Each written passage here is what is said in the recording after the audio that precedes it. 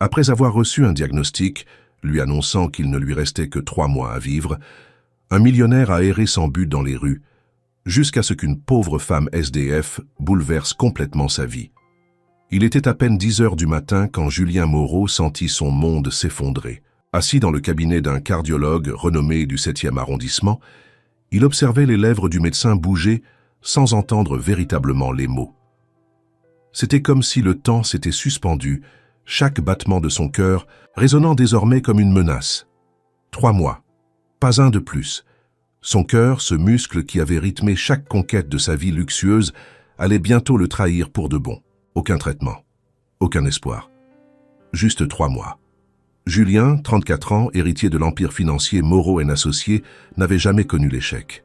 Depuis son adolescence, tout ce qu'il touchait se transformait en or. Appartements dans les plus beaux quartiers de Paris, voitures de collection, investissements lucratifs, voyages de luxe, et pourtant, aucune de ces richesses n'avait le pouvoir de réparer ce cœur abîmé par une maladie rare et silencieuse.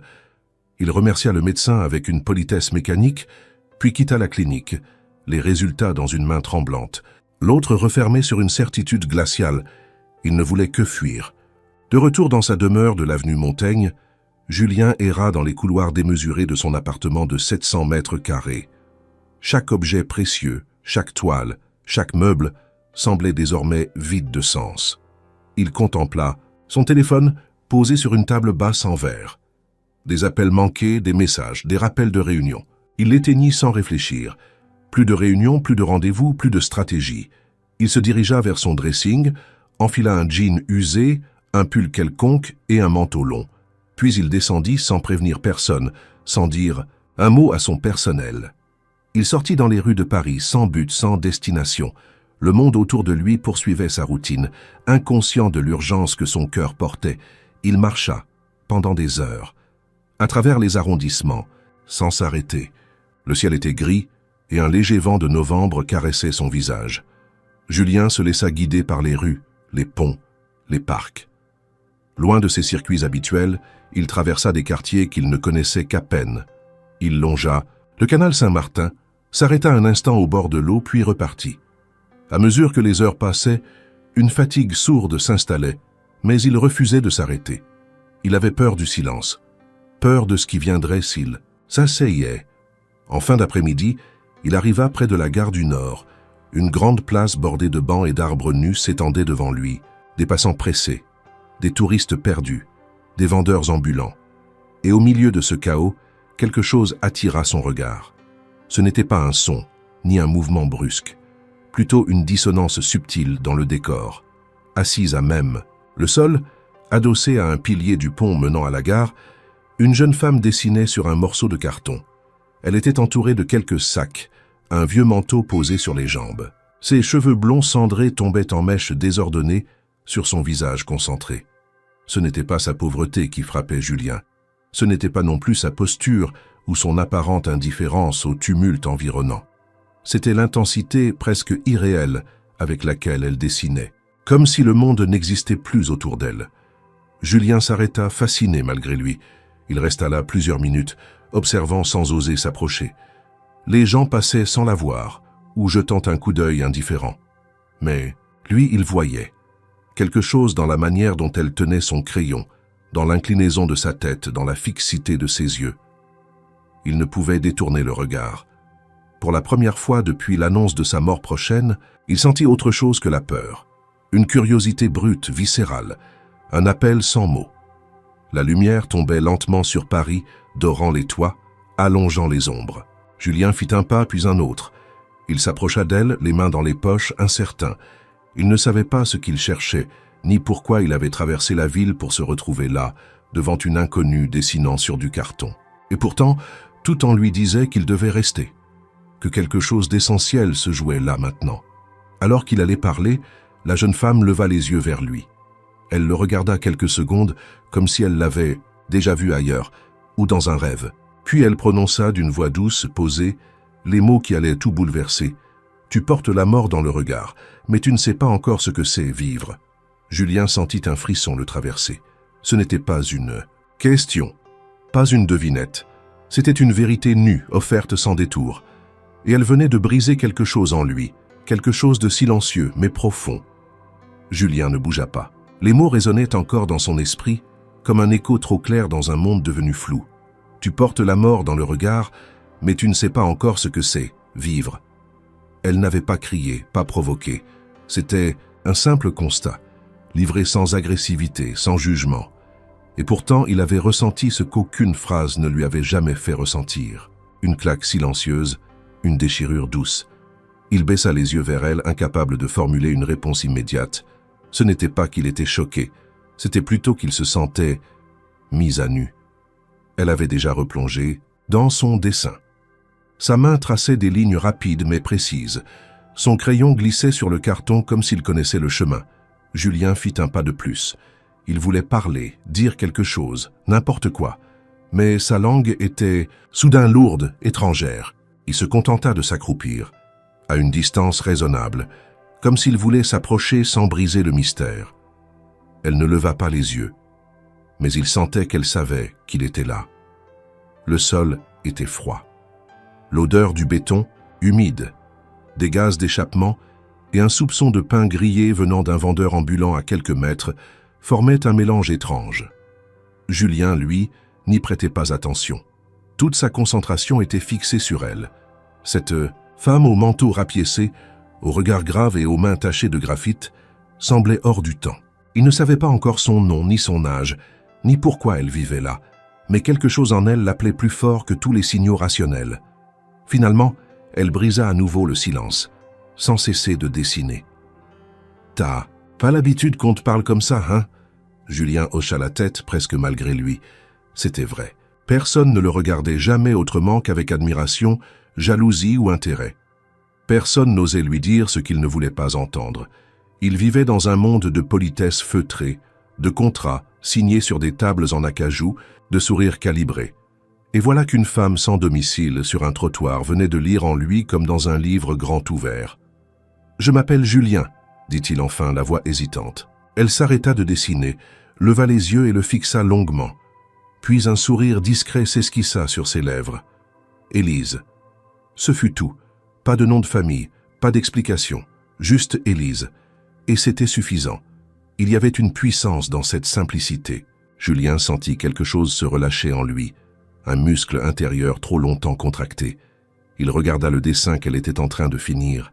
C'était un portrait, pas un autoportrait, ni un dessin de mémoire. C'était une femme âgée, les yeux clos, le visage apaisé. Chaque ride semblait avoir été posée avec tendresse. Ce n'était pas une esquisse faite pour vendre, ni un exercice de style. C'était un hommage. « C'est ta mère ?» demanda-t-il. Élise secoua la tête. « Non. Une dame que j'ai rencontrée à la soupe populaire. Elle s'appelait Marguerite. Elle est morte il y a 2 semaines. Personne n'est venu à l'enterrement. Alors je l'ai dessinée pour qu'elle reste un peu plus longtemps. » Julien sentit une boule se former dans sa gorge. Il n'y avait pas de larmes, juste une pression sourde, une forme de respect immédiat. Elle continuait, de dessiner ceux que le monde effaçait. Sans reconnaissance, sans galerie, sans prix. Des vies fugitives, immortalisées sur du carton de récupération. Cela lui sembla soudain infiniment plus noble que tous les chiffres qu'il avait alignés dans ses bilans d'investissement.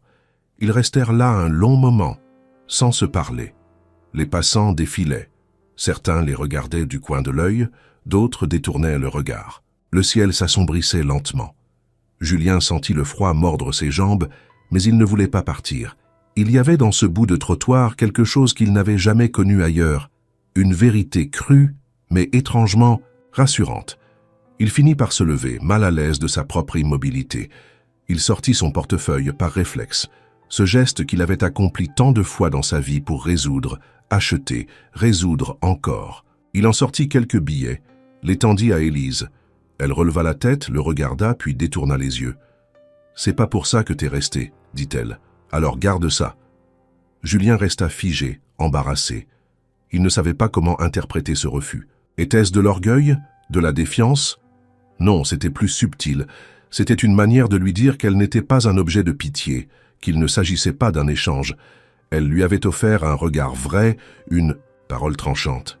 Et elle attendait la même honnêteté en retour. « Alors, tu veux que je fasse quoi ?» murmura-t-il. Élise haussa les épaules. « Rien. Tu peux revenir demain si tu veux. Ou pas. C'est pas à moi de te dire ce que tu dois faire. » Julien ne sut quoi répondre. Il hocha la tête doucement et recula d'un pas. Il avait l'impression de sortir d'un rêve dense, un rêve où chaque mot avait un poids. Il tourna les talons, s'éloigna lentement. Mais après quelques mètres, il se retourna. Elle dessinait à nouveau, comme s'il n'avait jamais été là. Et pourtant, il savait que si. Quelque chose s'était passé. Il ne comprenait pas encore quoi, mais il le sentait. Ce soir-là, il ne rentra pas chez lui. Il marcha encore longtemps. Ses pensées tournaient autour d'Élise, de sa voix, de ses yeux, de ce qu'elle avait vu en lui sans le connaître. Il dormit mal, dans un petit hôtel anonyme près du canal. Et au matin, sans même réfléchir, il retourna près de la gare du Nord, comme si c'était devenu le seul endroit au monde où il avait encore une raison d'être. Julien revint le lendemain, et le surlendemain, puis tous les jours qui suivirent, sans exception. Il n'avait pas planifié cela, il ne s'agissait pas d'un rendez-vous ni d'une promesse faite. C'était un mouvement intérieur, une nécessité. Chaque matin, dès l'aube, il quittait son lit d'hôtel ou parfois un banc quelconque où il avait tenté de dormir et se dirigeait vers la même place, près de la gare du Nord, où Élise s'installait toujours au même endroit, comme une encre dans le chaos de la ville. Elle ne se montrait ni surprise ni impatiente de le voir. Elle levait à peine les yeux quand il arrivait, lui faisait parfois un signe de tête, puis reprenait son dessin. Et chaque jour, leur silence s'effritait un peu plus, laissant place à une parole lente mais dense. Julien découvrit très vite qu'Élise n'était pas une silhouette parmi tant d'autres. Elle avait cette capacité rare à écouter sans attendre de réponse, à parler sans chercher à convaincre. Elle connaissait les poètes par cœur, citait Paul Éluard et Rimbaud entre deux coups de crayon. Elle lisait dans les bibliothèques publiques quand les agents de sécurité la laissaient tranquille. Elle avait dormi dans des foyers, sur des quais, parfois dans des squats d'artistes où elle peignait à la lumière de lampes torches. Son passé était un patchwork de pertes, d'exils intérieurs, de fuites sans fin. Et pourtant, jamais, elle ne se plaignait. Elle racontait avec cette lucidité désarmante qui transformait la douleur en sagesse. Un jour, Julien lui demanda comment elle avait commencé à dessiner. Elle répondit simplement « pour ne pas hurler ». Ce fut tout. Il n'osa pas demander davantage. Mais ce jour-là, il lui offrit un carnet à croquis qu'il avait acheté dans une petite papeterie. Elle le prit sans un mot, mais il vit dans son regard une étincelle brève, une reconnaissance muette. Les jours s'enchaînaient et Julien découvrait un rythme nouveau. Le monde des affaires, des horaires, des obligations s'éloignait, comme un navire disparu dans la brume. Il n'avait plus de téléphone, plus de compte à rendre. Il vivait au présent entre deux bancs, un café tiède et les histoires d'Élise. Il découvrait en elle une clarté qu'aucune de ses anciennes relations n'avait jamais su lui offrir. Ce n'était pas de l'amour, pas encore, mais une sorte de fraternité profonde, d'affinité étrange entre deux êtres que tout semblait opposer. Un après-midi, alors qu'une pluie fine tombait sur Paris, ils s'abritèrent sous le pont, côte à côte, en silence. Élise sortit un vieux livre de son sac, un recueil de lettres de Van Gogh. Elle lut à voix haute, sans le regarder. Sa voix résonnait dans l'espace restreint du béton, et chaque mot semblait tomber à la bonne place, comme s'ils avaient attendu ce moment pour exister. Julien l'écoutait, les yeux fermés, et pour la première fois depuis l'annonce de sa mort prochaine, il sentit son cœur battre non pas par peur, mais par émotion. Ce jour-là, au moment de partir, Julien resta debout devant elle, les mains dans les poches, hésitant. Puis il prit une grande inspiration. « J'ai une idée, un genre de pacte, je crois. » Élise haussa un sourcil curieuse. « Je t'écoute. » Julien s'assit en tailleur face à elle comme un enfant prêt à faire un serment. « Il me reste peu de temps. Je ne vais pas t'expliquer pourquoi. Mais j'aimerais utiliser ce qu'il me reste de jours pour comprendre ce que j'ai raté, ce que j'ai fui. Et je pense que tu peux m'aider.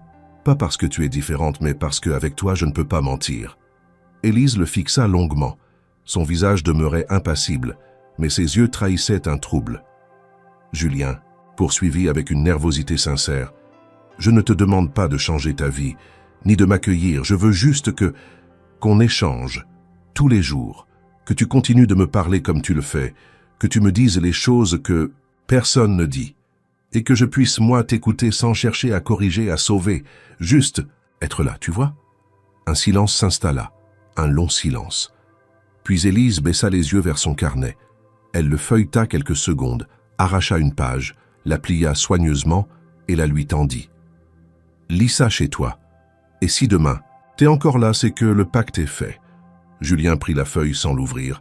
Il se leva, la salua d'un hochement de tête et s'éloigna dans la nuit naissante. Il marcha longtemps, le papier serré dans sa main. Une fois arrivé à l'hôtel, il s'assit sur le lit, alluma la lampe et déplia la feuille. C'était un texte manuscrit, une sorte de poème, ou peut-être une lettre. Les mots étaient crus, directs. Il y était question d'un homme qui mourait chaque jour dans son costume trop serré, dans son bureau trop brillant, dans son agenda trop rempli. Un homme qui, sans le savoir, avait laissé son cœur dans une chambre d'enfant qu'il n'avait jamais osé rouvrir. Et à la fin, une phrase, seule, qui vibra comme une sentence.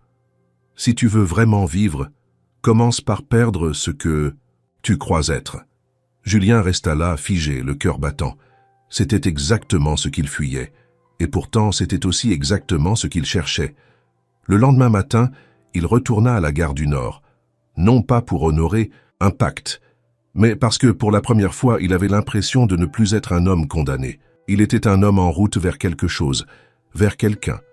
Julien ne savait plus combien de jours avaient passé depuis sa première rencontre avec Élise.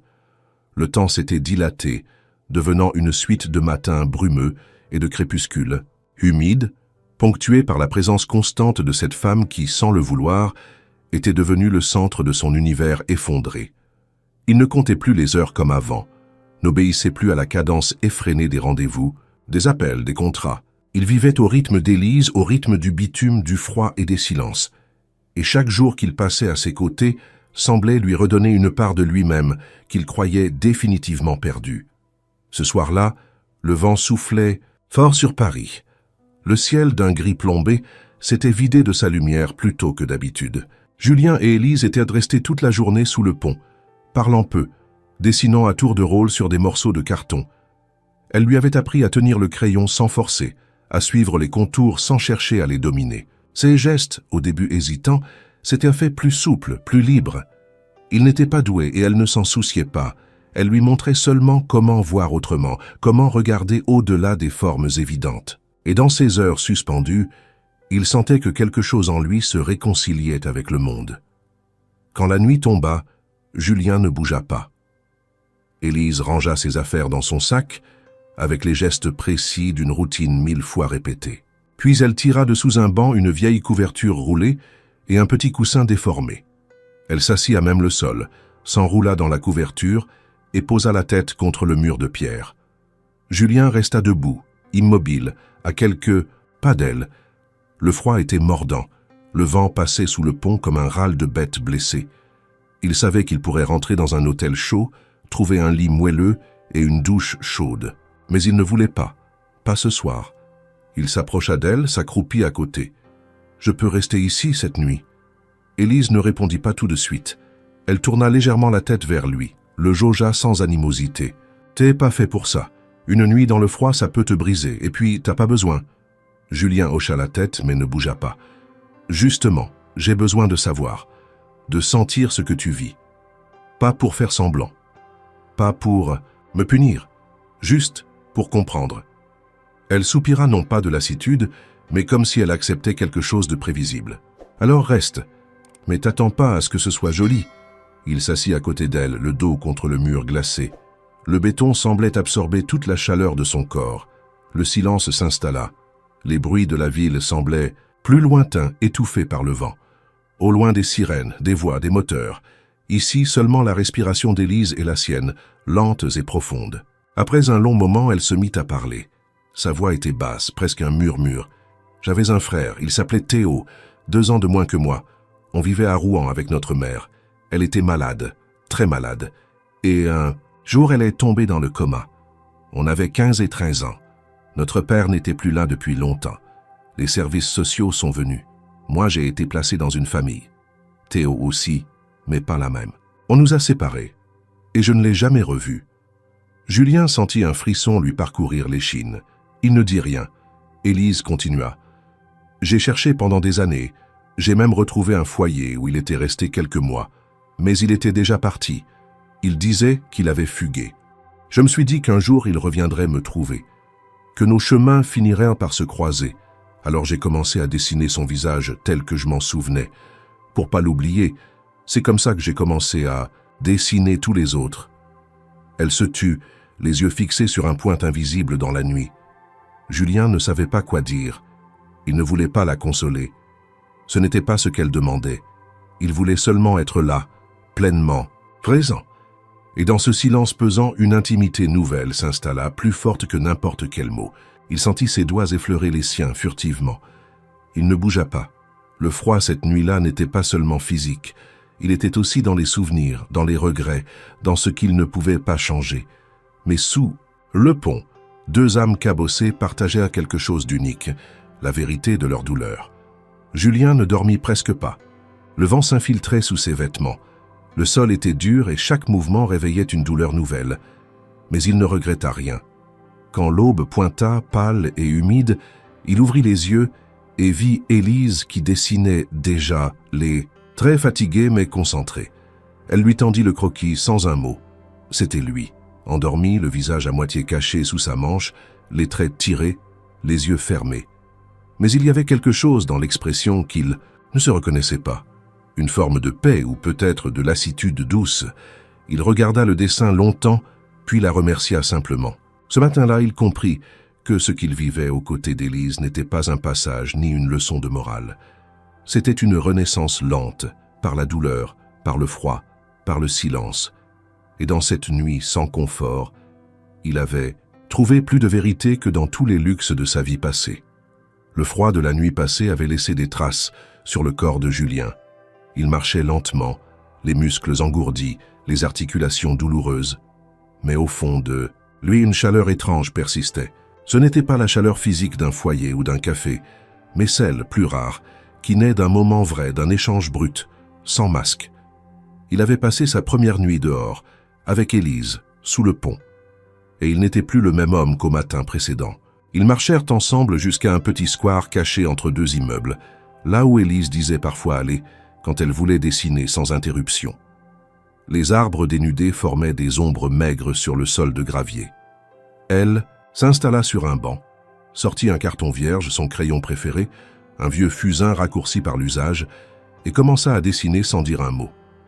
Julien s'assit près d'elle, observant ses gestes. Chaque mouvement de sa main semblait instinctif, fluide, guidé non par la volonté de représenter, mais par celle de révéler quelque chose d'invisible. Au bout d'une heure, elle tourna le carton vers lui. C'était un portrait. Le sien. Julien se reconnut immédiatement, mais pas comme il se connaissait. Ce n'était pas le visage poli des photos de presse, ni celui, léché, des portraits officiels de ses années de gloire. C'était un autre homme, les traits tirés, les yeux vides, la bouche légèrement entr'ouverte, comme au bord d'une parole ou d'un souffle manqué. Ce n'était pas flatteur, mais c'était vrai. Il sentit un coup au ventre. Ce n'était pas un dessin, c'était un miroir, et il n'avait jamais vu ce reflet-là. « Comment tu fais ça ?» demanda-t-il, la voix rauque. Élise haussa les épaules. « Je regarde, juste ça. Les gens montrent toujours plus qu'ils croient. » Julien ne répondit pas tout de suite. Il fixait son propre visage, celui que personne n'osait lui montrer. Il se rappela toutes les années passées à construire une image, un personnage inébranlable. L'homme d'affaires brillant, le fils modèle, le célibataire convoité. Et voilà que cette femme, avec un fusain sur un bout de carton, avait tout démoli en quelques traits. Il leva les yeux vers elle et dit, presque dans un souffle, « Dessine-moi, pas comme je suis, mais comme je veux être, comme l'homme que je voudrais devenir. » Élise resta silencieuse un moment. Puis, elle posa le carton de côté, sortit un nouveau morceau et ferma les yeux. Elle resta ainsi plusieurs minutes, immobile. Julien la regardait, fasciné. C'était comme si elle entrait en lui, fouillait ses souvenirs, ses peurs, ses élans, pour extraire quelque chose qu'il ne savait pas encore exister. Lorsqu'elle ouvrit les yeux, elle commença à dessiner sans un mot. Les traits étaient plus lents cette fois, plus réfléchis. Julien sentait que chaque ligne portait un poids, une intention. Le temps semblait suspendu. Il entendait les bruits de la ville, les cris des enfants jouant au loin, le vent dans les branches, mais tout cela semblait flou, lointain, Ce qui comptait, c'était cette feuille de carton, ce moment entre eux. Lorsqu'elle eut terminé, elle ne lui montra pas tout de suite. Elle garda le dessin contre elle, le regard plongé dans le sien. « Je ne sais pas si c'est ce que tu veux être, mais c'est ce que j'ai vu quand t'as demandé. » Puis elle tourna lentement le carton. Le choc fut immédiat. Ce n'était plus le même homme. Ce n'était même plus vraiment Julien. Le regard était intense mais apaisé. Les épaules, autrefois tendues, semblaient relâchées. Une lumière émanait du dessin, non pas dans le sens artistique, mais dans ce qu'il dégageait d'humanité. Ce n'était pas un homme parfait, mais c'était un homme présent, vulnérable, vrai. Julien sentit les larmes lui monter aux yeux. Il les retint par pudeur, par habitude. « Merci », dit-il simplement. Élise hocha la tête. Elle ne souriait pas. Elle ne cherchait pas la gratitude. Ce dessin, comme tous les autres, était une offrande silencieuse, sans attente. Ils restèrent là longtemps, parlant peu. Puis Julien se leva, pris d'un élan soudain. Il se posta face à elle. « Élise, et si on faisait quelque chose de tous ces portraits? Pas pour vendre, pas pour gagner, juste pour montrer, pour que les gens les voient, pour qu'ils sachent que ces visages existent. » Elle le regarda intriguée. « Une exposition? Tu veux accrocher des cartons dans une galerie du Marais? Tu crois que ça les intéressera ?» Julien sourit.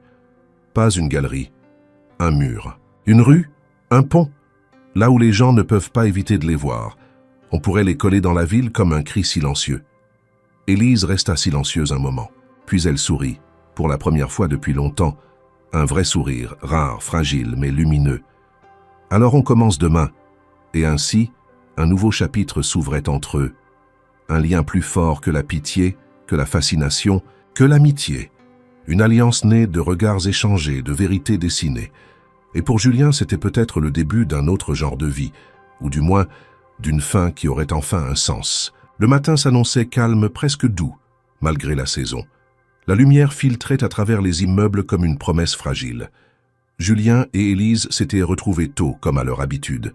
Ils avaient passé la nuit séparément, chacun de leur côté. Mais depuis quelques jours, une routine discrète s'était installée entre eux. Ils se retrouvaient dans ce square derrière la gare, parlaient peu au début, puis plus longuement à mesure que la journée avançait. Ils avaient commencé à rassembler les dessins d'Élise dans un vieux sac de toile. Des visages, des scènes de rue, des portraits de gens invisibles, tous dessinés avec cette intensité unique qu'elle possédait. Julien y voyait une œuvre immense, un manifeste silencieux sur la vie qui palpite là où personne ne regarde. Il était de plus en plus investi. Il passait ses soirées à réfléchir à comment concrétiser cette idée de projet urbain, à chercher des endroits dans la ville où ces portraits pourraient exister sans être détruits, à imaginer un message fort mais humble. Il avait commencé à noter des idées dans un carnet. Il parlait aux passants, questionnait d'anciens contacts du monde de l'art, même s'il faisait tout pour garder sa nouvelle vie secrète. Il ne voulait pas que cette initiative soit récupérée par le système qu'il fuyait. Mais ce matin-là, quelque chose changea. Julien arriva avec un sac à dos neuf. Il avait acheté du matériel, des fixateurs pour les dessins, des feuilles plus résistantes, de la colle, des plastiques imperméables. Il voulait protéger les portraits, les rendre durables. Il avait aussi apporté de l'argent en liquide, plusieurs centaines d'euros. Quand Élise vit cela, son regard se ferma. Elle ne dit rien tout de suite.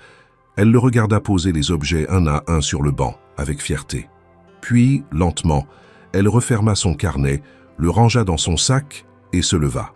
« Qu'est-ce que tu fais là ?» demanda-t-elle, la voix dure. Julien la regarda, surpris. « J'essaye d'aider. J'ai trouvé un imprimeur qui peut scanner les dessins pour les agrandir sans les abîmer. Et j'ai de quoi acheter des matériaux de meilleure qualité pour que les dessins tiennent dehors. C'est pour que les gens les voient vraiment. » Élise le fixa, les bras croisés. Ses yeux n'avaient plus rien de la douceur habituelle. « Tu veux faire quoi exactement? Améliorer le produit? Emballer la misère dans du papier glacé? » « C'est pas ça, Julien, tu comprends rien. » Il resta bouche bée. « Je veux juste qu'on protège ton travail, qu'il soit vu, respecté. »« Mon travail n'a pas besoin de plastique ni de vitrine, » répliqua-t-elle. « Il a besoin d'être vrai, de vivre comme ces gens que je dessine. Fragiles, exposés, éphémères. » Julien sentit une colère sourde monter. Et si on pouvait en faire plus, toucher plus de monde, créer un vrai mouvement? Pourquoi t'y opposer? Elle rit, un rire sec, blessant. Parce que c'est toujours comme ça avec toi. Tu crois que tout peut être réglé avec de l'argent, avec un plan. Mais la rue, c'est pas un projet d'entreprise. C'est pas une campagne de communication. C'est pas toi qui décides. Julien blêmit. J'essaie juste de t'aider. Non, tu essaies de contrôler. Comme toujours. Comme tu as sûrement toujours fait avec tout le monde dans ta vie bien rangée. Tu veux que je sois ton projet de rédemption. Ta bonne action avant de mourir. Ces mots le frappèrent de plein fouet. Il recula d'un pas, comme s'il avait reçu un coup physique. Il voulut répondre, mais aucun mot ne vint. Elle le regardait avec une intensité glaciale, et dans ses yeux, il vit une douleur qu'il n'avait pas prévue. Ce n'était pas seulement de la colère, c'était une peur ancienne, celle d'être utilisé, récupéré, trahi. Tu crois que tu es différent, Julien, mais tu n'as pas changé. Tu fais juste semblant d'écouter, et dès que tu as une idée, tu recommences à imposer ta logique. T'as rien appris. Elle tourna les talons, s'éloigna sans se retourner. Julien resta là, figé, les mains ballantes, le sac de matériel à ses pieds. Il sentit une rage monter, dirigée contre lui-même. Il avait voulu bien faire. Il avait voulu structurer, rendre durable, amplifier. Mais il avait oublié l'essentiel. Ce monde-là n'obéissait pas aux lois qu'il connaissait. Il s'était précipité. Il n'avait pas écouté. Ce soir-là, il ne retourna pas à l'hôtel. Il marcha, longtemps, sans but. Il traversa des quartiers qu'il ne connaissait pas, évitant les regards perdus dans ses pensées. Il dormit dans un abribus, transi. Et au matin, Élise n'était pas là. Le lendemain, non plus.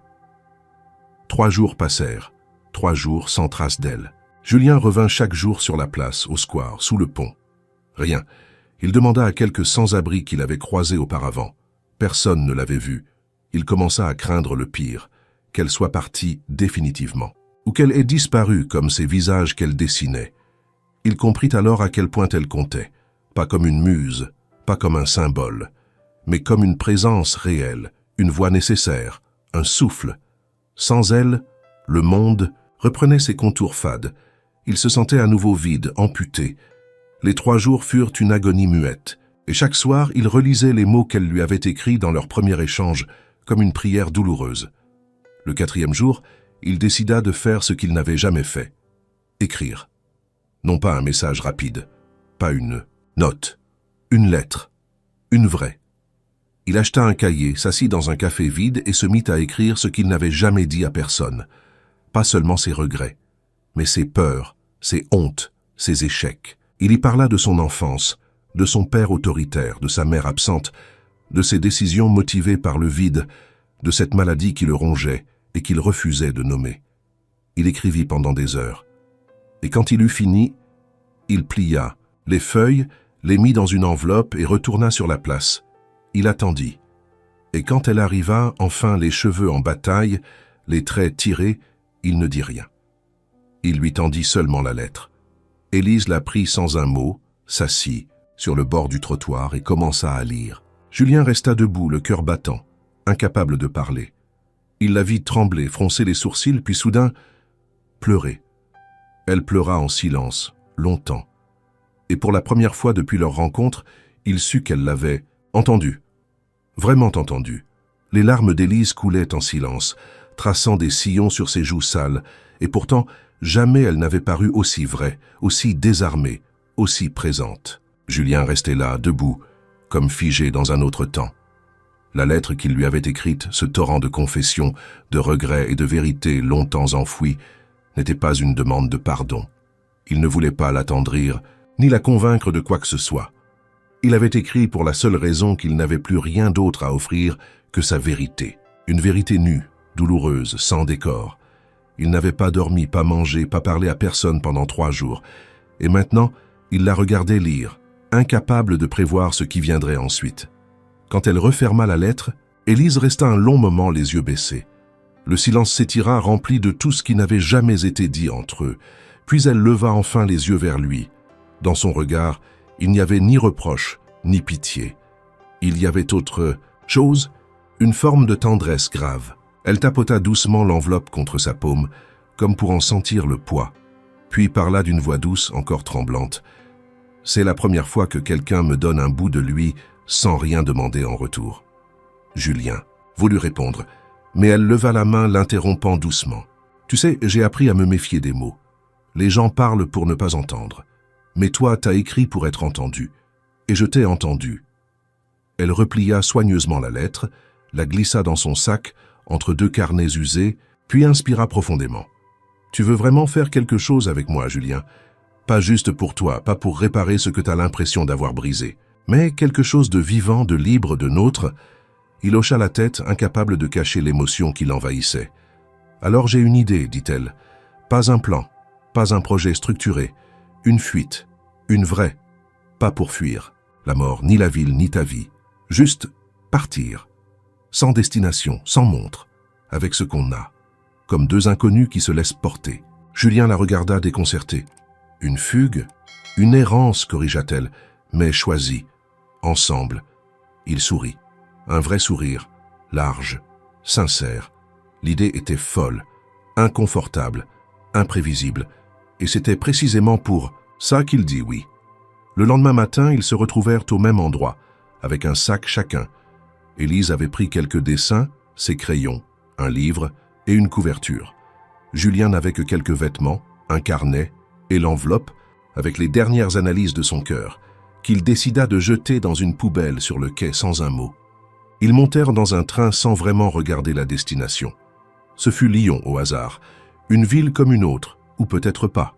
Ils passèrent le trajet à regarder le paysage défiler, sans trop parler, juste heureux d'être là, ensemble, dans un wagon banal comme deux passagers anonymes. À Lyon, ils descendirent sans plan. Ils marchèrent dans les rues, traversèrent des ponts, s'arrêtèrent dans un marché. Élise dessinait partout. Un enfant qui riait, une vieille femme appuyée sur sa canne, un couple assis sur les marches d'une église. Julien écrivait. Des fragments, des sensations, des phrases qui ne semblaient mener à rien mais qui l'aidaient à respirer. Ils trouvèrent un petit hôtel décrépit où le gérant accepta de les loger pour une nuit contre un dessin, d'Élise et quelques euros. La chambre sentait l'humidité, mais ils rirent comme deux adolescents. Ce soir-là, pour la première fois, ils s'endormirent côte à côte. Rien de charnel. Juste la chaleur d'un corps contre un autre. La respiration d'un être aimé. Le silence rassurant de deux solitudes qui se tiennent. Mais au matin, tout bascula. Julien se leva avec une douleur fulgurante dans la poitrine.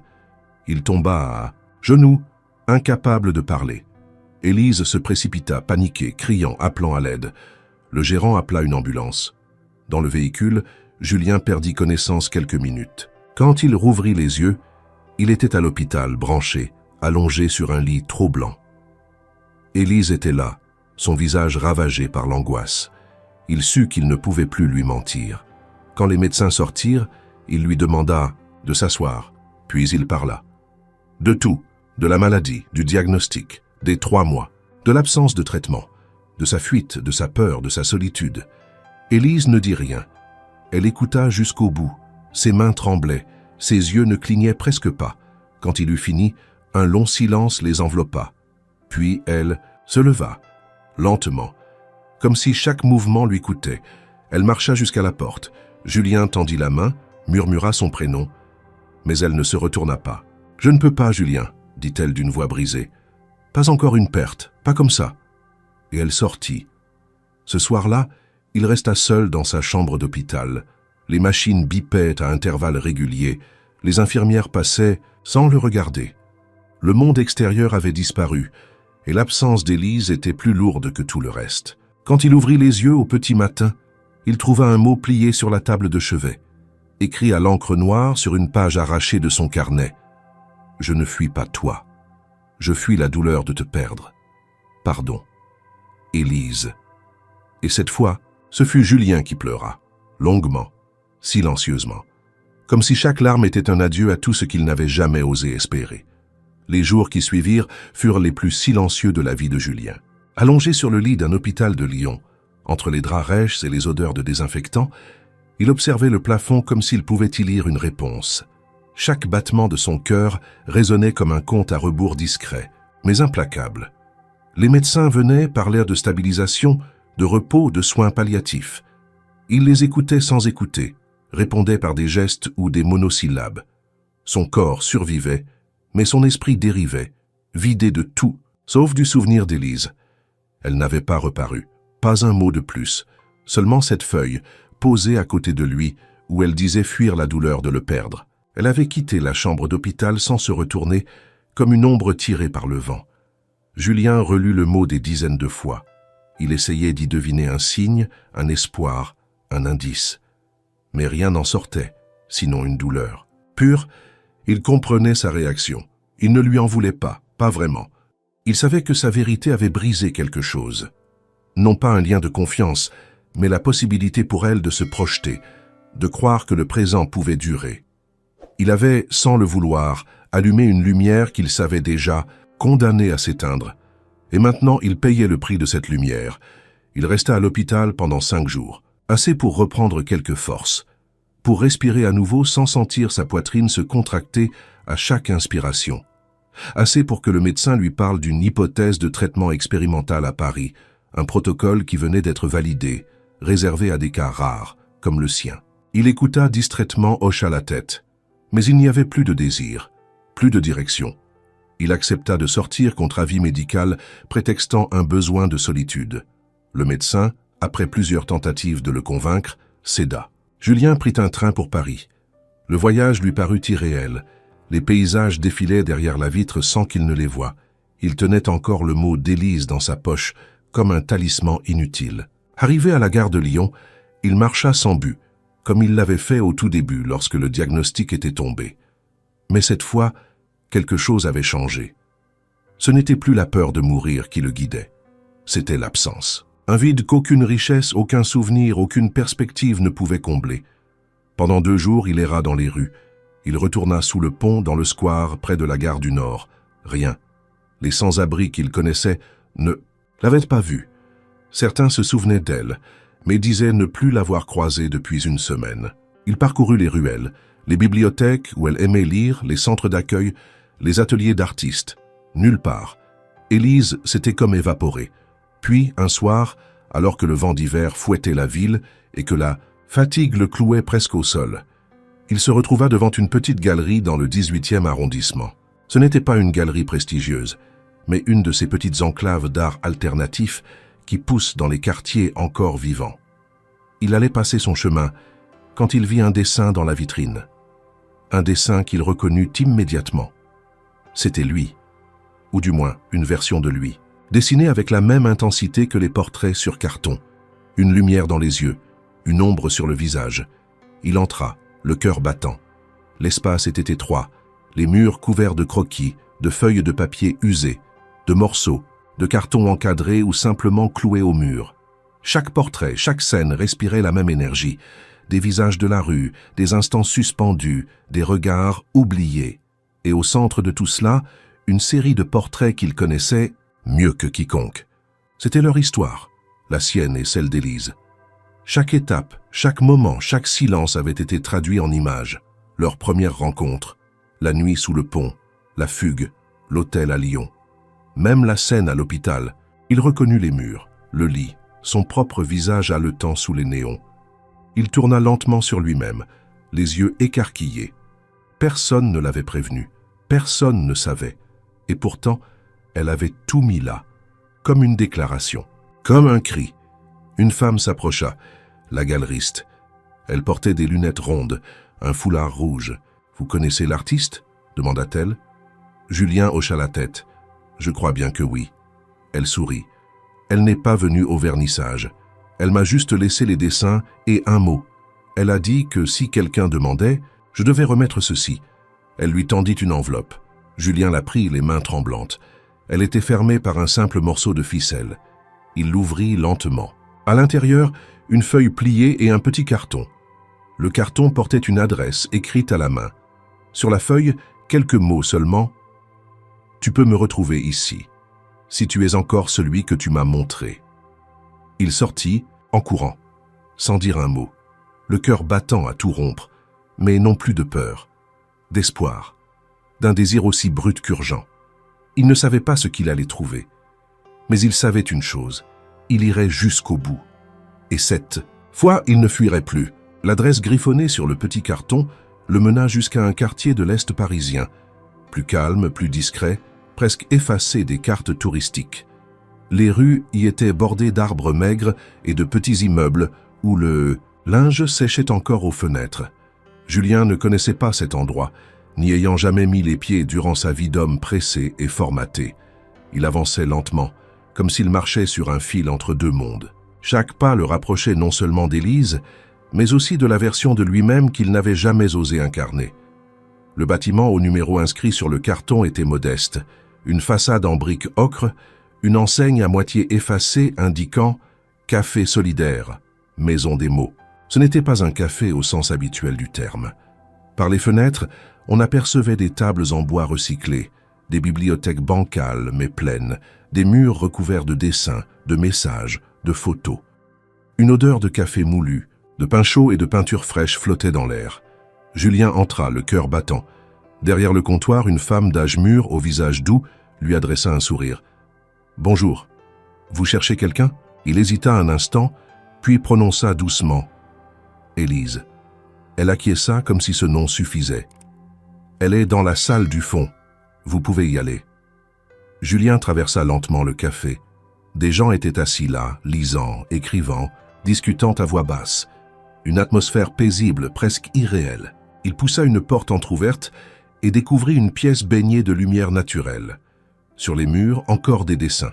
Et au centre, une grande table couverte de feuilles, de crayons, de pinceaux. Et elle, Élise, de dos, un crayon à la main concentrée sur une esquisse. Elle ne se retourna pas immédiatement. Julien resta figé quelques secondes, retenant son souffle. Puis il fit un pas, le plancher grinça. Elle s'arrêta, posa doucement son crayon et se retourna. Leur regard se croisa. Il n'y eut pas de mots, pas d'explication, pas de reproche. Juste ce regard, long, profond, chargé de tout ce qu'ils n'avaient pas pu dire, de tout ce qu'ils avaient traversé l'un sans l'autre. Julien fit un pas de plus, puis un autre. Il s'arrêta à quelques centimètres d'elle. « Tu es revenu, dit-elle enfin. « Toujours, répondit-il. Je n'ai jamais vraiment su faire autrement. » Elle hocha la tête. Il vit les cernes sous ses yeux, la fatigue sur son visage, mais aussi une paix nouvelle. Elle lui tendit la main. Il la prit. Et ce simple contact dissipa tous les malentendus, toutes les peurs. Ils restèrent là, un instant suspendus dans le temps. Puis elle l'invita à s'asseoir. Ils parlèrent, longtemps, de tout, de rien, des jours passés, de ce qu'elle avait fait depuis son départ de Lyon, de cette galerie où elle avait laissé ses dessins, espérant peut-être au fond qu'il les verrait, du café solidaire qu'elle aidait à faire vivre en donnant des ateliers de dessin à des enfants, à des sans-abri, à des mères seules. Elle avait trouvé un refuge, non pas un endroit pour fuir, mais un lieu pour construire. Julien écoutait, fasciné. Il se sentait étranger et chez lui à la fois. Ce monde n'était pas le sien, mais il voulait en faire partie. Elle lui raconta comment elle avait hésité à l'attendre, comment elle avait failli tout abandonner, mais qu'en dessinant, elle avait trouvé la force de croire à nouveau, et que chaque trait posé sur le papier était une manière de rester en lien avec lui. « Tu m'as manqué, murmura-t-il. »« Toi aussi, répondit-elle, mais j'avais besoin de m'éloigner pour savoir si c'était vrai. » Il hocha la tête, comprenant chaque mot. Il sortit alors de sa poche un petit carnet, celui dans lequel il avait commencé à écrire pendant leur voyage. Il le posa devant elle.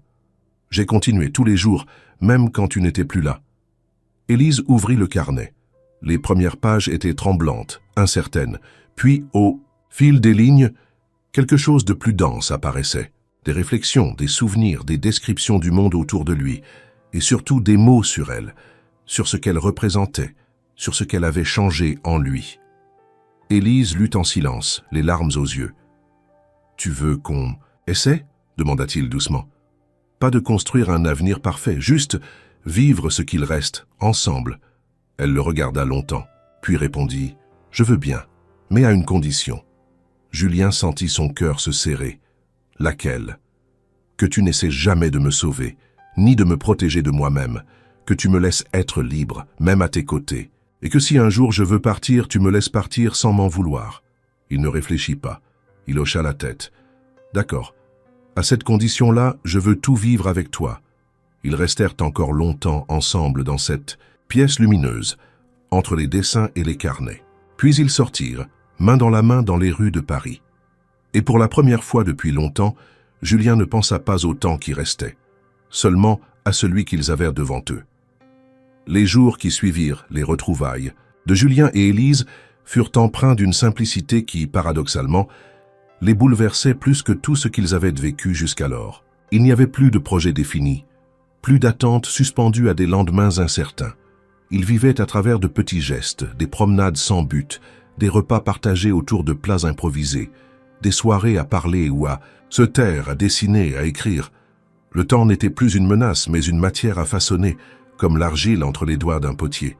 Julien s'installait parfois derrière le comptoir du café solidaire, servant des boissons, lavant les tasses, échangeant quelques mots avec ceux qui entraient.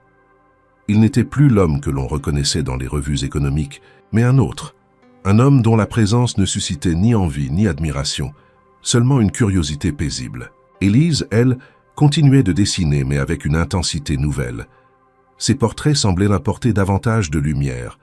Les visages qu'elle représentait n'étaient plus seulement les reflets d'un monde oublié, mais des fragments d'humanité éveillée. Un soir, alors qu'ils rentrèrent d'une balade le long du canal de l'Ourcq, Julien s'arrêta devant une devanture abandonnée. Il regarda les vitres sales, la poussière accumulée, les murs décrépits. Puis, il se tourna vers Élise. « Et si on faisait de cet endroit notre atelier, pas une galerie, pas un lieu d'exposition, un espace vivant, où les gens viennent dessiner, écrire, parler. Un refuge pour ceux qui ne rentrent dans aucune case. » Élise regarda l'endroit, puis lui. « Ce serait ton dernier projet ?» Il sourit un peu hésitant. « Ce serait ma dernière demande. » Ils se regardèrent en silence, puis elle prit sa main. « Alors ce ne sera pas ton projet, ce sera le nôtre. Mais on le fait à notre rythme, sans but de réussite. Juste pour que ça existe. » Ils entreprirent de rénover l'espace avec l'aide de quelques amis du café, des voisins, des bénévoles. Tout fut fait à la main. Des meubles récupérés, des pots de peinture donnés, des luminaires bricolés. Chaque recoin de la pièce racontait une histoire. Et bientôt les gens commencèrent à venir, d'abord timidement, puis avec confiance. On y voyait des enfants dessiner en silence, des sans-abri écrire des lettres à des proches perdus, des femmes isolées peindre des souvenirs oubliés. L'atelier devint un cœur battant dans le quartier, discret mais essentiel. Julien passait ses journées à observer, à noter ce qu'il voyait, ce qu'il ressentait. Il remplissait des carnets entiers. Il n'écrivait pas pour publier, mais pour laisser une trace, pour comprendre. Il relisait parfois les premières pages, celles écrites dans la peur et l'errance, et il n'en revenait pas d'en être arrivé là. Non pas guéri, mais vivant. Un matin, alors qu'il aidait à accrocher une toile au mur, il sentit une douleur familière dans la poitrine. Elle n'était pas fulgurante, mais suffisamment sourde pour lui rappeler la réalité de son corps. Il s'assit, reprenant son souffle. Élise le vit, s'approcha, sans panique, posa sa main sur la sienne. Il lui sourit. « Je suis encore là. »« Et tu y resteras, » répondit-elle. Le lendemain, il reçut un appel de l'hôpital. Le traitement expérimental dont le médecin avait parlé à Lyon venait d'être officiellement lancé à Paris. On lui proposait d'intégrer le protocole. Les chances de réussite restaient faibles, mais suffisantes pour espérer quelques années de plus. Julien écouta en silence. Il demanda 24 heures pour réfléchir. Il en parla à Élise le soir même. Ils étaient assis sur le toit de l'immeuble, regardant les lumières de la ville. Il lui expliqua le protocole, les risques, les effets secondaires, les contraintes. Elle ne dit rien pendant de longues minutes. « Tu veux le faire ?» demanda-t-elle. « Enfin, je ne sais pas. J'ai peur que si je vis plus longtemps, je recommence à vivre comme avant. Que je perde ce que j'ai appris ici. Avec toi. » Elle tourna lentement la tête vers lui. « Alors choisis. Pas entre moi et ta vie d'avant, mais entre la peur de revivre comme avant et le courage de vivre autrement, plus longtemps. » Julien resta pensif. Il comprenait que ce choix n'était pas médical. Il était profondément existentiel. Ce n'était pas seulement une question de jours en plus, mais de sens. Si je choisis de vivre, il faudra que ce soit pleinement, pas à moitié, pas dans un entre-deux. Alors choisis avec le cœur, dit-elle, pas avec la peur. Ils restèrent encore un long moment en silence. La ville brillait sous leurs yeux, vaste, indifférente, mais belle. Et Julien, pour la première fois depuis longtemps, sentit qu'il n'était pas seul face à la décision, qu'il pouvait la porter quelle qu'elle soit avec quelqu'un. Le lendemain matin, il prit sa décision. Il l'écrivit dans son carnet, non pas pour s'en souvenir, mais pour le fixer dans un espace intime, hors du temps. Il ne la partagea pas tout de suite avec Élise. Il voulait que ce soit elle qui découvre sa réponse, quand elle serait prête à l'entendre. Car certaines vérités, même partagées, doivent d'abord être vécues en silence. Les jours reprirent leur corpius, mais plus rien n'était comme avant. Julien, désormais conscient de la possibilité réelle de vivre plus longtemps, ne se précipita pas. Il ne chercha pas à retrouver l'efficacité, les automatismes, la structure rigide qui avait gouverné son existence passée. Il embrassa, au contraire, chaque journée comme un fragment de miracle. Un matin à regarder Élise dessiner au bord du canal, une après-midi à servir des cafés à des habitués du centre solidaire, un soir à écrire en silence dans leur atelier devenu sanctuaire. Il ne se demandait plus combien de battements de cœur lui restaient, mais comment remplir chaque battement d'une vérité irréductible. Élise observait cette transformation avec une attention douce, presque silencieuse. Elle ne posait pas de questions, ne cherchait pas à savoir ce qu'il avait décidé à propos du traitement. Elle avait compris que la réponse viendrait autrement, à travers ses gestes, ses choix, ses silences. Ensemble, ils construisaient une routine qui n'en était pas vraiment une. Chaque jour apportait son lot d'imprévus. Un enfant qui venait peindre un rêve, un vieil homme qui racontait un souvenir oublié, une femme qui posait ses douleurs sur une toile en criant sans bruit. L'atelier devenait un carrefour d'âmes échouées qui trouvaient là un port d'attache. Julien écrivit davantage. Il commença à relire ses carnets, à en assembler les pages les plus intenses. Élise, de son côté, triait ses dessins. Il ne savait pas encore ce qu'il faisait, ni pourquoi, mais un projet prit forme sans qu'ils aient besoin de le nommer. Chaque dessin d'Élise était accompagné d'un extrait du journal de Julien. Ensemble, ils formaient une chronique brute mais lumineuse de leur errance partagée. Ils commencèrent à coller ces fragments sur les murs de l'atelier, puis dans les rues autour. Certains passants s'arrêtaient, lisaient, prenaient des photos. D'autres laissaient des mots en réponse, griffonnés sur des feuilles accrochées, sous les textes. Un dialogue naissait.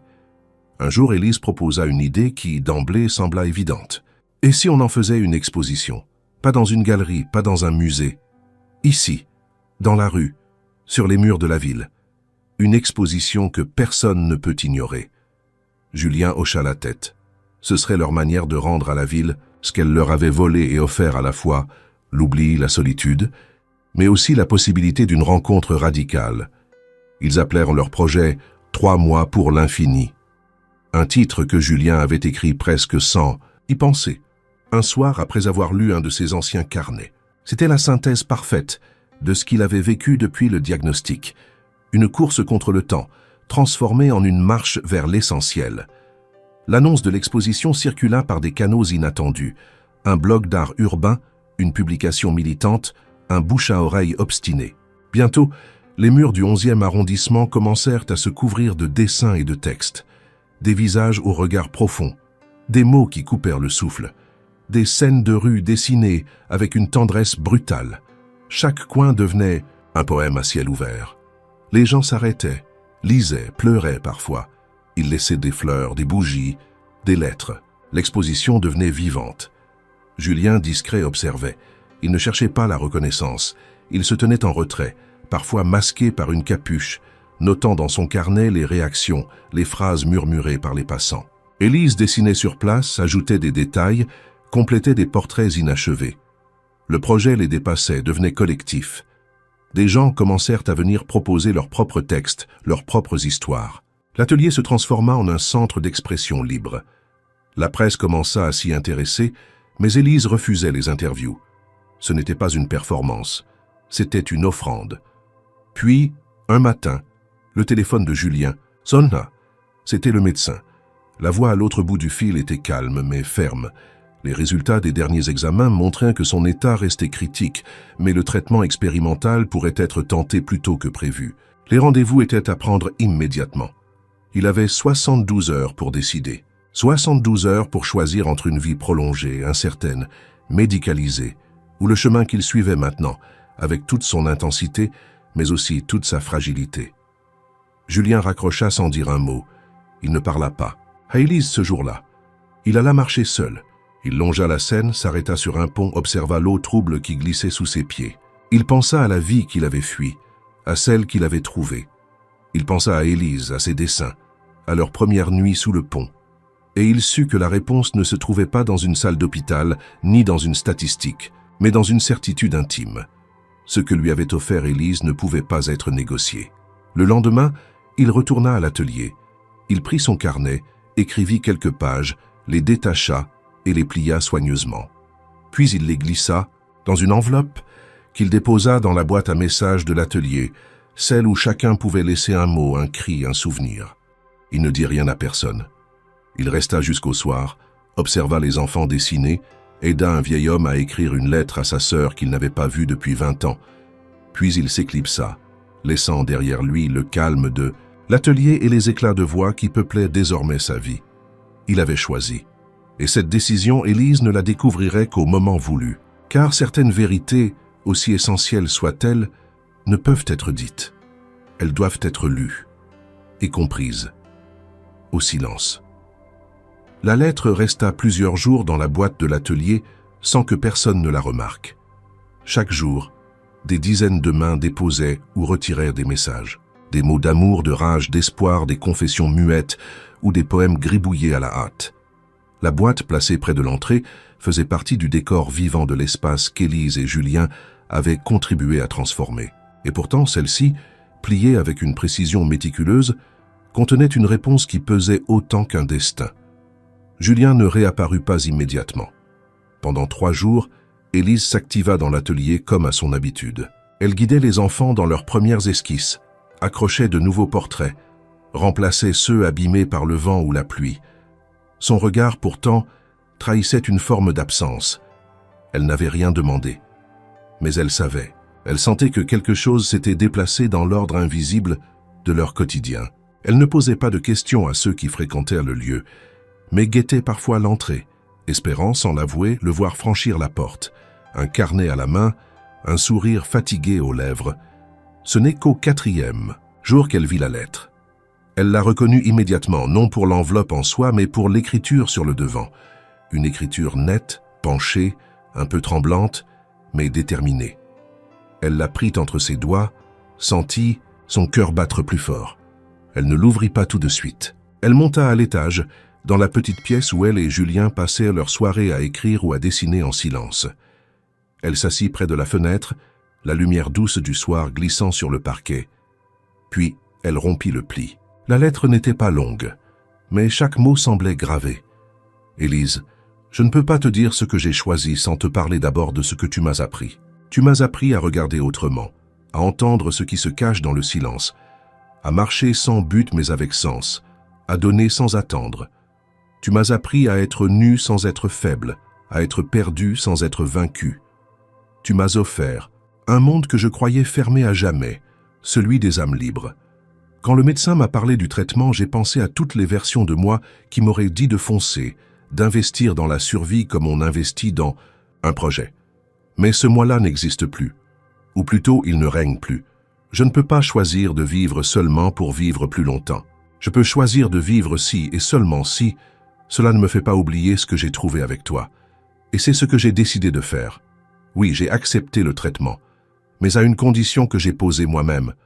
Pouvoir continuer à écrire, à créer, à marcher dans ce monde comme je l'ai appris avec toi. Ce ne sera pas simple, ce sera peut-être douloureux.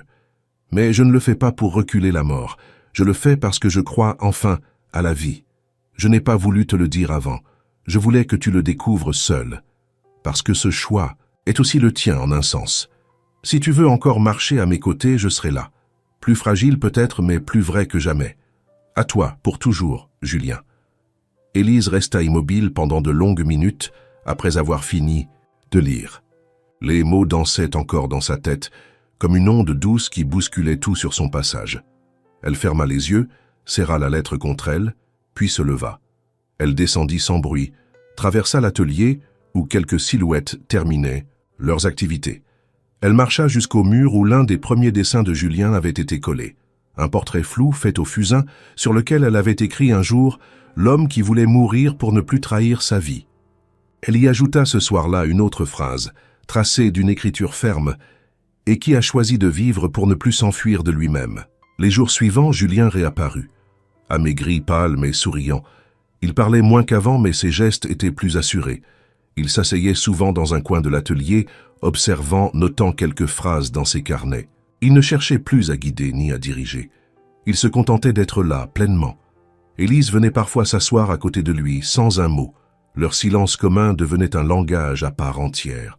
Le traitement débuta quelques jours plus tard. Julien fut admis dans un centre spécialisé, mais il y allait chaque matin comme on va à un rendez-vous nécessaire, et chaque soir, il revenait à l'atelier. Il refusait de se couper de ce monde qu'il avait mis si longtemps à atteindre. Élise l'attendait à chaque retour, parfois avec un dessin, parfois avec un texte qu'elle avait trouvé dans la boîte à messages. Ils lisaient ensemble, partageaient une soupe, regardaient les derniers visiteurs partir, fermaient la porte à clé. Leur vie n'avait rien d'extraordinaire aux yeux du monde. Mais pour eux, chaque jour était une conquête, une victoire, discrète contre la peur, contre le temps, contre l'oubli. Un matin, alors qu'ils observaient un enfant dessiner un chien volant sur un carton, Élise tourna la tête vers Julien et dit simplement « Tu sais, je crois que tu as trouvé ce que tu cherchais quand tu as quitté ta maison ce jour-là. Tu as trouvé la vie. » Il sourit, le regard embué. « Et je ne l'aurais jamais trouvé sans t'avoir trouvé d'abord. » Ils ne se dirent rien de plus. Il n'y avait plus besoin. Le silence, enfin, était devenu leur maison. Le matin était clair et froid. Un de ces matins parisiens où la lumière filtre à travers les vitres avec la netteté d'un souvenir. Élise était debout devant un petit pupitre en bois, installé au centre d'une ancienne usine désaffectée, transformée pour l'occasion en lieu d'exposition. Autour d'elle, les murs étaient recouverts de portraits, de dessins, de textes découpés dans des carnets, de lettres ouvertes. C'était l'exposition 3 mois pour l'infini, le nom que Julien avait donné au projet, devenu le symbole d'une vie retrouvée. Ce n'était pas une rétrospective, ni une commémoration. C'était un témoignage vivant. La salle était pleine. Des inconnus, des habitués de l'atelier, des amis croisés sur les trottoirs ou dans les couloirs d'hôpitaux, des enfants qui avaient appris à dessiner en imitant Élise, des femmes, des hommes, des silhouettes du monde réel, toutes rassemblées par une histoire qui avait commencé dans le silence d'un diagnostic et s'était déployée dans l'éclat des regards redonnés. Élise tenait un carnet entre les mains, celui de Julien, le dernier, celui qu'il avait rempli au fil de ses rendez-vous médicaux, de ses retours à l'atelier, de ses insomnies partagées avec les murs nus et la lumière crue de la salle de soins. Il lui avait donné ce carnet quelques jours avant de partir, pour un séjour plus long à la clinique, quand les effets secondaires du traitement s'étaient intensifiés. Il l'avait glissé dans sa main sans un mot, juste un regard, et elle avait compris. Aujourd'hui, elle lisait à haute voix des extraits. Sa voix tremblait parfois, mais elle ne s'arrêtait pas. Chaque mot semblait peser, ancré. Ce n'étaient pas de grandes envolées littéraires, mais des phrases d'une vérité nue, comme ce passage qu'elle lut au centre de la salle. « Je ne sais pas si je vais vivre encore 3 mois ou 3 ans, mais je sais que j'ai arrêté de mourir dès que j'ai compris qu'on ne vit pas pour durer. On vit pour être, même un instant. » Des larmes discrètes coulaient sur quelques visages. Personne ne sanglotait. Ce n'était pas un deuil, c'était une reconnaissance. Une communion silencieuse autour d'une histoire qui n'appartenait plus à Élise, ni à Julien, mais à tous ceux qui avaient un jour cherché à vivre au-delà des apparences. À la fin de la lecture, Élise s'éloigna du pupitre. Elle marcha lentement à travers la foule, saluant d'un regard, d'un signe de tête, puis s'arrêta devant un tableau recouvert d'un drap blanc. Elle se tourna vers les visiteurs, saisit le tissu et le fit glisser. Derrière, un dernier dessin encadré simplement. Le visage de Julien, non pas tel qu'il était dans la maladie, mais tel qu'elle l'avait vu dans leurs dernières semaines. Ensemble, paisibles, les yeux clos, un sourire discret sur les lèvres. Autour du dessin, des extraits manuscrits du dernier carnet, et au centre, collé en grand format, une page qu'Élise n'avait jamais osé lire jusqu'à ce matin-là. Elle s'en approcha. C'était une lettre, adressée à elle. « Élise, si tu lis ceci, c'est que je suis quelque part où les mots ne m'atteignent plus, mais où ta voix résonne encore. Tu as été le battement imprévu dans le cœur d'une vie qui ne battait plus. Tu as été la main posée sur le front de mes doutes, l'ombre douce au bord de mes angoisses, la lumière dans ma nuit obstinée. Je ne t'ai jamais demandé de rester parce que t'aimer, c'était justement accepter que tu puisses partir. Mais tu es resté, et cela je ne l'oublierai jamais. Ce que nous avons construit ensemble n'était pas une révolte contre la mort, mais un hymne à la vie. Tu m'as appris que le contraire de mourir n'est pas survivre, c'est choisir. Alors je te le dis une dernière fois, merci. Merci d'avoir été mon choix, mon infini dans 3 mois. À toi, au-delà du temps, Julien. Le silence qui suivit fut dense, presque sacré. Élise ne pleura pas. Elle ferma les yeux, posa sa main sur le cadre, puis recula d'un pas. Elle savait que cette lettre serait désormais l'écho de tout ce qu'ils avaient à partager. Elle n'avait pas besoin de plus. Julien vivait dans chaque trait, chaque mot, chaque regard qui croisait ses dessins. L'exposition resta ouverte pendant plusieurs semaines. Les visiteurs laissaient leurs propres lettres, leurs propres portraits, leurs propres vérités. 3 mois pour l'infini devint un espace de mémoire vivante. Le carnet de Julien, exposé sous verre, devint un livre que l'on feuilletait avec soin, comme on touche une histoire précieuse. Et dans un coin discret de l'atelier, Élise continuait à dessiner. Elle dessinait les passants, les rêveurs, les oubliés. Elle dessinait la ville comme un cœur qui bat. Elle dessinait sans chercher à retenir le temps, mais pour le rendre visible même fugacement. Et chaque soir, avant de fermer la porte, elle passait devant le portrait de Julien, posait ses doigts sur le verre et murmurait une phrase que seul comprendrait. « Nous sommes encore là. »